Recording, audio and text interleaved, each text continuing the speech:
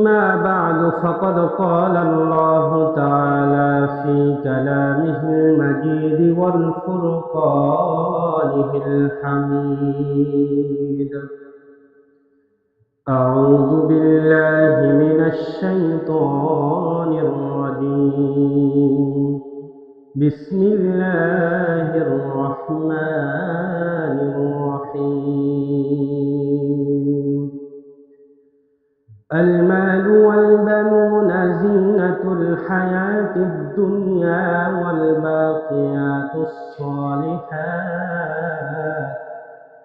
والباقيات الصالحات خير عند ربك ثوابا وخير أملا.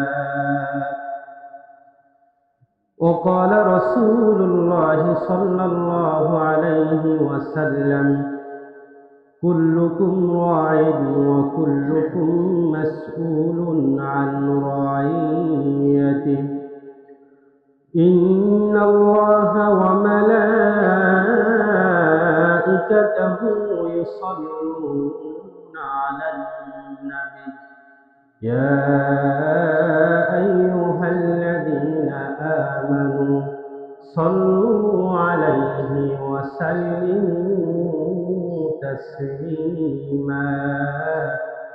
اللهم صل على سيدنا ونبينا وشفيعنا وحبيبنا ومولانا محمد صلى الله عليه وعلى آله وأصحابه وبارك وسلم. আলহামদুলিল্লাহ, মহান আল্লাহ সুবহানাহু ওয়া তাআলার দরবারে লাখো কোটি শুকরিয়া যে মহান আল্লাহ তাআলা আমাদেরকে ভালোবেসেছেন, মুসলিম বানিয়েছেন, নবী মুহাম্মদুর রাসূলুল্লাহ সাল্লাল্লাহু আলাইহি ওয়াসাল্লামের উম্মাত আমাদেরকে বানিয়েছেন। এত বড় নিয়ামতের অধিকারী আমাদেরকে আল্লাহ তাআলা করেছেন। এই জন্য আমরা সেই মহান মালিকের দরবারে জোরে সোরে শুকরিয়া আদায় করে আলহামদুলিল্লাহ। লাখো কোটি দরুদ মানবতার মুক্তির দূত নবী আরবি মুহাম্মদুর রাসূলুল্লাহ সাল্লাল্লাহু আলাইহি ওয়াসাল্লামের প্রতি। সম্মানিত প্রিয় মুসল্লিগণ, আমরা গত জুমায় ভূমিকম্প নিয়ে একটা চমৎকার আলোচনা আমরা শুনেছিলাম কোরআন এবং হাদিসের দৃষ্টিতে। ভূমিকম্প কি এবং কেন, কিন্তু যদিও গত জুমার আলোচনাটা ছিল তাৎক্ষণিক অবস্থা প্রেক্ষিতে, যেহেতু ওই দিনই ভূমিকম্প হয়, তো দেখিয়েছিলাম যে ভূমিকম্প এটা মানুষের অন্যায়ের ফল। আল্লাহ মানুষকে সতর্ক করার জন্য এই ভূমিকম্প পাঠিয়ে থাকে। এটা আল্লাহর সৈন্য এবং মানুষের গুনাহের কারণেই এই ভূমিকম্প আমাদের উপর আসে এবং এর থেকে আমরা কিভাবে উত্তরণ হতে পারি, কি আমল করলে আল্লাহ তাআলা এই মহাপ্রলয়নকারী বিপদ থেকে আমাদেরকে রক্ষা করেন, আমরা এই বিষয়গুলো জানার চেষ্টা করেছিলাম আলহামদুলিল্লাহ। সম্মানিত উপস্থিতি, এই আলোচনার পূর্বে আমরা একটা ধারাবাহিক আলোচনায় ছিলাম যে দুনিয়া নষ্ট হওয়ার কারণ। সেখানে আমরা দেখেছিলাম যে দুনিয়া নষ্ট হওয়ার অন্যতম কারণ হচ্ছে ক্ষমতার লোভ, সম্পদের লোভ এবং চিরদিন বেঁচে থাকা, দীর্ঘ হায়াতের লোভ মানুষকে দুনিয়ার উদ্দেশ্য সাধনে সফল হতে দেয় না।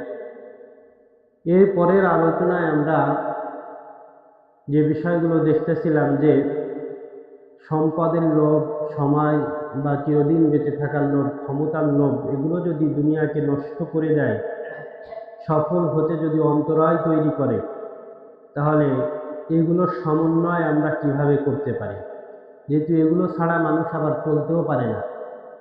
তাই এগুলো সমন্বয় করে আমরা কিভাবে ময়দানে মাশারে আল্লাহ সুবহানাহু ওয়া তাআলার সন্তুষ্টি অর্জন করব, আমরা এই বিষয়টা দেখতেছিলাম। এ বিষয়ের উপর আমরা 3 জমা আলোচনা করেছিলাম। সম্মানিত উপস্থিতি, তারই ধারাবাহিকতায় আমরা আজকে দেখার চেষ্টা করব যে সন্তান সন্ততি আল্লাহ সুবহানাহু ওয়া তাআলার নিয়ামত, এটা বড় সম্পদ। পৃথিবীতে মানুষের জন্য, মানুষের জীবনে সন্তান সন্ততি অনেক বড় নিয়ামত। এই সন্তান সন্ততির সদ্ব্যবহার করে, তাদেরকে ভালোভাবে পরিচালিত করে, আল্লাহ সুবহানাহু ওয়া তাআলার তাওহীদ একত্ববাদের শিক্ষা দিয়ে, শুধু দুনিয়ার শিক্ষায় শিক্ষিত না করে আমরা আল্লাহ সুবহানাহু ওয়া তাআলার সন্তুষ্টি কিভাবে অর্জন করব, এই সন্তান সন্ততির এই বিশাল নিয়ামতকে দুনিয়া এবং আখিরাতের ভিতর আমরা কিভাবে, কি আমলের মাধ্যমে, তাদের কোন শিক্ষা দেওয়ার মাধ্যমে আমরা দুনিয়ায় কল্যাণের সাথে সাথে আখিরাতের কল্যাণ আমরা গ্রহণ করতে পারি, আমরা এই বিষয়টা ইনশাআল্লাহ দেখার চেষ্টা করব। সম্মানিত উপস্থিতি, আলোচনার শুরুতে মানুষের একটা রূপ বলি। আসলে পৃথিবীতে মানুষ শুধুমাত্র ভোগের বস্তু, লাভের বস্তু। অর্থাৎ একজন মানুষ আর একজন মানুষকে শুধু বিপরীত মানুষের প্রতি লাভের জন্যই ব্যবহার করে থাকে। দেখেন, আমি হয়তো ব্যবহৃত হচ্ছে অন্য কোনো ব্যক্তির লাভের কারণে, ওই ব্যক্তি হয়তো আমাকে ব্যবহার করতেছে অন্য কোনো লাভের কারণে।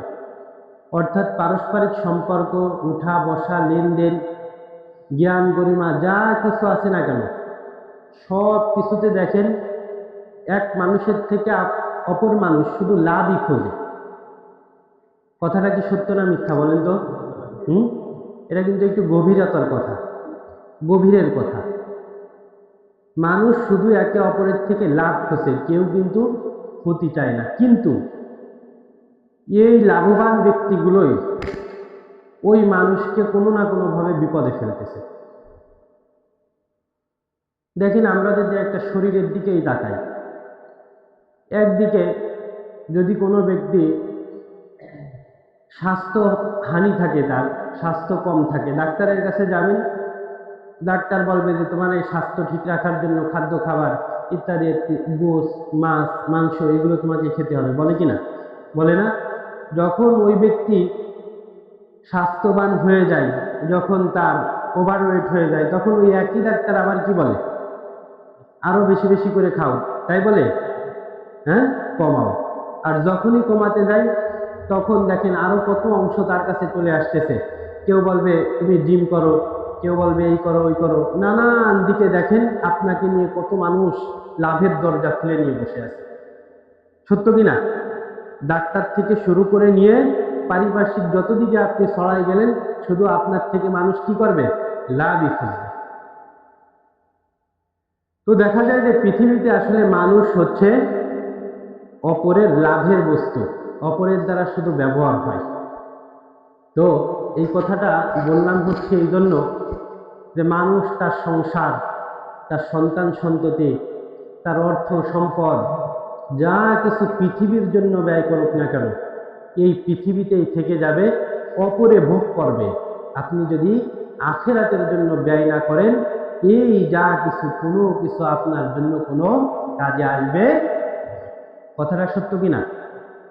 এবার দেখেন, এই কথাটা আলোচনার সুবিধার্থে এতগুলো কথা বললাম আলোচনার ভূমিকা তৈরি করার জন্য। দেখেন সূরা কাহাফ ৪৬ নম্বর আয়াত, আল্লাহ সুবহানাহু ওয়া তাআলা তিনি বলেন, আল মালু ওয়াল বানুনা যিনাতুল হায়াতিদ দুনিয়া ওয়াল বাকিয়াতুস সালিহাতু খায়রুন ইনদা রাব্বিকা সাওয়াবান ওয়া খায়রুন আমালা। আপনার আমার মহান রব আপনাকে আমাকে উদ্দেশ্য করে বলতেছেন যে পৃথিবীর জমিনে তোমার যে মাল আছে, ধন সম্পদ আছে, সন্তান সন্ততি আছে, আল মালু ওয়াল বানুনা যিনাতুল হায়াতিদ দুনিয়া, পারিপার্শ্বিকতায় তোমাকে ধন সম্পদের সাথে সব থেকে বড় যে নিয়ামত তোমাকে আমি দিলাম, তোমার সন্তান সন্ততি আমি দিলাম, দান করলাম। এই সন্তান সন্ততি কেবলমাত্র তোমার দুনিয়ার শোভা, দুনিয়ার শোভা ব্যতীত এই সন্তান সন্ততি আর তোমার জন্য কিছুই না। দেখেন, আপনার আমার ঘরকে সাজানোর জন্য ফার্নিচার বা অন্যান্য সরঞ্জাম দরকার হয়, তাই না? ঘরের সৌন্দর্য বৃদ্ধি করে। আর আপনার আমার জীবনের সৌন্দর্য বৃদ্ধি করে হচ্ছে আপনার আমার নিজ সন্তান। আপনার আমার জীবনের সজ্জা, জীবনকে সাজিয়ে তোলে হচ্ছে আপনার একজন নেককার, দিনদার, পরহেজগার একজন সন্তান। এটা বড় নিয়ামত। এই সন্তান আপনার আমার জন্য অনেক বড় নিয়ামত। সম্মানিত উপস্থিতি, এরপরে আল্লাহ সুবহানাহু ওয়া তাআলা বলতেছেন যে ওয়াল বাকিয়াতুস সালিহাতু খায়রুন ইনদা রাব্বিকা সাওয়াবান ওয়া খায়রুন আমালা। যদি সন্তান সন্ততি পৃথিবীতে তোমার জন্য শোভার জিনিস হয়ে থাকে, যদি সাজ সরঞ্জাম হয়ে থাকে শোভার জন্য, তাহলে আল্লাহর কাছে বাকিয়াতুস সালিহাত বা স্থায়ী আমল যেটা, সেটা হচ্ছে আমলে সলিহাত। যদি কোনো ব্যক্তি ভালো কাজ করে, যদি এই সন্তান সন্ততিকে কোনো ব্যক্তি যদি আল্লাহর হুকুম অনুযায়ী পরিচালিত করে, যদি তাকে দ্বীন ধর্ম শিক্ষা দেয়, যদি রাসূলুল্লাহ সাল্লাল্লাহু আলাইহি ওয়াসাল্লামের আদর্শ অনুযায়ী তাকে বড় করে, তাহলে প্রত্যাশা এবং প্রতিফলের দিক থেকে আল্লাহর কাছে এটাই হচ্ছে সব থেকে উত্তম প্রত্যাশা। আল্লাহর কাছে হচ্ছে এটাই হচ্ছে উত্তম প্রত্যাশা। যদি আপনি কি করেন, এই সন্তান সন্ততিকে যদি আলেম বানান, যদি মুত্তাকি পরহেজগার হিসেবে আপনি যদি গড়ে তোলার চেষ্টা করেন, তাহলে এই যে সন্তান আপনার দুনিয়ায় শোভা বর্ধন করলো, ঠিক তদ্রূপ আখিরাতেও আপনার জন্য কি শোভা বর্ধনকারী একজন নেককার সালেহীন বান্দা হিসেবে আখিরাতে আপনার বিপদের পাশে সে সাথী হয়ে দাঁড়াবে। সম্মানিত উপস্থিতি, দেখেন, এরপরে পবিত্র কোরআনুল কারীমের অপর এক আয়াতে আল্লাহ সুবহানাহু ওয়া তাআলা কি বলেন? লিল্লাহি মুলকুস সামাওয়াতি ওয়াল আরদি ইয়াখলুকু মা ইয়াশা ইয়াহাবু লিমান ইয়াশাউ ইনাসা ওয়া ইয়াহাবু লিমান ইয়াশাউ আয-যুকুর আও ইউযাওwijuhum যুকরানাও ওয়া ইনাসা ওয়া ইয়াজআলু মান ইয়াশাউ আকীমা। আল্লাহ সুবহানাহু ওয়া তাআলা বলেন, ও আমার বান্দা, তুমি তো জানো না যে তোমাকে কত বড় সম্পদ আমি দিলাম সন্তান সন্ততিকে। এটা যদি তুমি বুঝতে, তাহলে যে ব্যক্তি বন্ধা তার কাছে গিয়ে তুমি একটু তার গল্প শোনো যে তার জীবনটা কত অসহায়, যার কোনো সন্তান হয় না। এই সন্তান সন্ততি তোমার জন্য আল্লাহর পক্ষ থেকে যে কত বড় নিয়ামত, এটা যদি তুমি বুঝতে, তাহলে এটার শুকরিয়া তুমি আদায় করতে। কিন্তু তুমি এই নিয়ামতের যা ইচ্ছা তাই ব্যবহার করতেছো। তুমি একটু এই নিয়ামত কত বড় নিয়ামত, এটা যদি তুমি জানতে চাও, যার সন্তান সন্ততি নাই, তার কাছে গিয়ে এটা একটু তুমি শোনো, জানার চেষ্টা করো, বোঝার চেষ্টা করো। এই জন্য আল্লাহ সুবহানাহু ওয়া তাআলা বলেন যে লিল্লাহি মুলকুস সামাওয়াতি ওয়াল আরদ, আসমান এবং জমিনের যত ক্ষমতা আছে সমস্ত ক্ষমতা কার? বলেন, সমস্ত ক্ষমতা কার? আর এই ক্ষমতা দিয়ে আল্লাহ সুবহানাহু ওয়া তাআলা তিনি বলতেছেন যে ইয়াখলুকু মা ইয়াশা, আমি যা ইচ্ছা করি পৃথিবীর জমিনে আমি তা তৈরি করে থাকি, আমি তা সৃষ্টি করে থাকি। ঠিক তদ্রূপ ইয়াহাবু লিমান ইয়াশাউ ইনাসা ওয়া ইয়াহাবু লিমান ইয়াশাউ আয-যুকুর, আমি আমার এই ক্ষমতা প্রভাব প্রতিপত্তি, আমার এই সৃষ্টির ক্ষমতা দিয়ে আমি যাকে চাই তাকে আমি কন্যা সন্তান দান করে থাকি, যাকে আমি চাই তাকে আমি পুরুষ সন্তান দান করে থাকি। ইয়াহাবু লিমান ইয়াশাউ ইনাসা ওয়া ইয়াহাবু লিমান ইয়াশাউ আয-যুকুর আও ইউযাওwijuhum যুকরানা ওয়া ইনাসা। আল্লাহ সুবহানাহু ওয়া তাআলা বলতেছেন যে আবারও আমি যাকে ইচ্ছা তাকে একই সাথে কন্যা সন্তানও দান করে এবং পুরুষ সন্তানকেও আমি দান করি। আর এরপরে আল্লাহ সুবহানাহু ওয়া তাআলা বলতেছেন যে ওয়ায়াজআলু মান ইয়াশাউ আকীমা, যাকে ইচ্ছা আমি তাকে নিঃসন্তান হিসেবে আমি রেখে দিই।